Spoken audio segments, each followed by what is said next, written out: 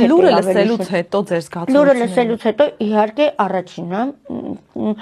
ասեցի ես ոչ մի բան չեմ անելու, ինչքան ինձ տված է, այդքան կապրեմ, всё, ընդունիր, որ դու հիվանդ ես, աշխարհը այդպես է, ցավոք սրտի ամուսինս էլ առողջ էր, տանից դուրս եկավ, տուն չվերադարձավ, առողջ բարբերական եմ, բայց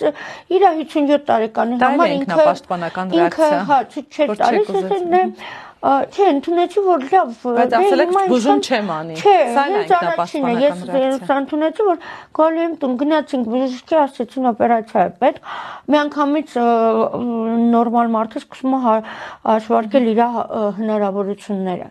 Դու հասկանում ես, որ դա եւ ֆինանսապես եւ հոգեպես շատ բարդ բան է։ Եվ եթե դու չունես այնպիսի ֆինանսներ, որ դու կարող ես իսկապես հանգիստ դա քո առողջության համար ծախսել, դու իսկապես մտածում ես, ասում ես, լավ, 50 տարեկան եմ լինում,